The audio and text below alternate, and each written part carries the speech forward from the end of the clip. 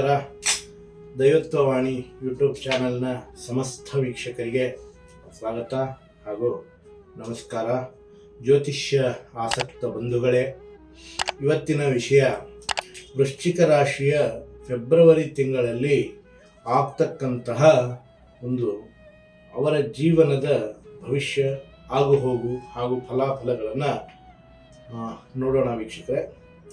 ಗ್ರಹಗಳ ಬದಲಾವಣೆಗಳಿಂದ ಫೆಬ್ರವರಿ ತಿಂಗಳಲ್ಲಿ ವೃಶ್ಚಿಕ ರಾಶಿಯ ಮೇಲೆ ಯಾವ ರೀತಿಯಾದ ಪ್ರಭಾವವನ್ನು ಬೀರುತ್ತದೆ, ಯಾವ ರೀತಿಯ ಗ್ರಹಗಳ ಬದಲಾವಣೆ, ಗ್ರಹ ಸ್ಥಿತಿಗಳ ಬದಲಾವಣೆಗಳಿಂದ ಈ ರಾಶಿಯ ಮೇಲೆ, ಈ ರಾಶಿಯಲ್ಲಿ ಜನಿಸಿರತಕ್ಕಂತಹವರ ಮೇಲೆ ಈ ತಿಂಗಳು ಯಾವ ರೀತಿ ಫಲಾಫಲಗಳನ್ನು ನೀಡುತ್ತದೆ ಅನ್ನತಕ್ಕಂತಹ ವಿಚಾರ.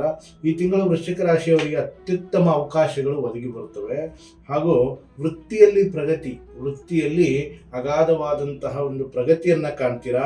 ಬುಧ ಮತ್ತು ಸೂರ್ಯ 3ನೇ ಮನೆಯಲ್ಲಿ ಬುಧಾದಿತ್ಯ ಯೋಗಗಳಾಗಿ ರೂಪ ಪಡುವುದರಿಂದಾಗಿ, ಬುಧಾದಿತ್ಯ ಯೋಗ ಅಂದರೆ ಬುಧ ಮತ್ತು ಗುರು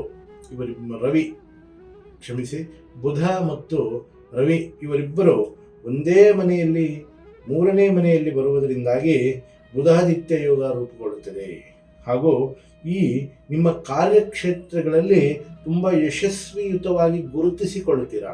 ಇಷ್ಟು ದಿವಸ ಕಾರ್ಯಕ್ಷೇತ್ರಗಳಲ್ಲಿ ನೀವು ಏನೇ ಕೆಲಸ ಕಾರ್ಯ ಯಾವುದೇ ಮಾಡಿದರೂ ಕೂಡ ನಿಮಗೆ ರೀತಿಯಲ್ಲಿ ಮನ್ನಣೆ ಮತ್ತು ಗುರುತು ಅನ್ನತಕ್ಕಂತಹದ್ದು ಸಿಗ್ತಾ ಇರಲಿಲ್ಲ. ಹಾಗೆ ಈ ದಿನಮಾನಗಳಲ್ಲಿ, ಈ ತಿಂಗಳಲ್ಲಿ ನಿಮಗೆ ಮನ್ನಣೆ ಹಾಗೂ ನಿಮ್ಮ ಕಾರ್ಯಕ್ಷೇತ್ರದಲ್ಲಿ ನಿಮ್ಮನ್ನು ಗುರುತಿಸಿಕೊಳ್ಳಿಕ್ಕೆ ಸಾಧ್ಯ ಆಗ್ತದೆ.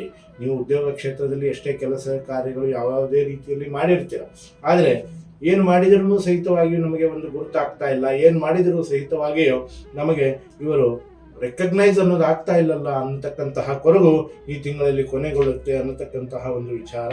ಈ ತಿಂಗಳು ವಿದ್ಯಾರ್ಥಿಗಳಿಗೆ ಸ್ವಲ್ಪ ಕಷ್ಟದಾಯಕವಾಗಿ ಇರ್ತದೆ. ಏಕಾಗ್ರತೆಯನ್ನು ಸಾಧಿಸುವುದು ಸ್ವಲ್ಪ ಸಮಸ್ಯೆ ಆಗಿರ್ತದೆ. ಹಾಗಾಗಿ ಏಕಾಗ್ರಯುತವಾಗಿ ಪ್ರಯತ್ನ ಪಟ್ಟು, ಮನಸ್ಸು ಚಾಂಚಲ್ಯತೆಗೆ ಒಳಗಾದರೂ ಕೂಡ ಪ್ರಯತ್ನವನ್ನು ಪಟ್ಟು ಈ ಕೆಲಸವನ್ನು ನೀವು ಒಳ್ಳೆ ರೀತಿಯಾದಂತಹ ಓದತಕ್ಕಂತಹ ಕೆಲಸವನ್ನು ಶ್ರದ್ಧೆಯಿಂದ ಮಾಡಿದರೆ ಖಂಡಿತವಾಗಿಯೂ ನಿಮಗೆ ನಿಮ್ಮ ಕ್ಷೇತ್ರದಲ್ಲಿ ನೀವು ಯಶಸ್ವಿಯನ್ನು ಸಾಧಿಸ್ತೀರಿ ಅಂತ ಹೇಳ್ತಾ, ಶುಕ್ರ 5ನೇ ಮನೆಯಲ್ಲಿ ಇದ್ದರೂ ಕೂಡ ನಿಮ್ಮ ಏಕಾಗ್ರತೆಗೆ ಅಡ್ಡಿಯನ್ನು ಬಂದೇ ಬರ್ತದೆ. ಹಾಗೆ ನಿಮ್ಮ ಆರ್ಥಿಕ ಸ್ಥಿತಿಯು ಕೂಡ ಸ್ವಲ್ಪ ಸುಧಾರಣೆಗೆ ಇದು ಶುಕ್ರ ಸಹಾಯ ಮಾಡ್ತಾನೆ ಅಂತ ಹೇಳಬಹುದು.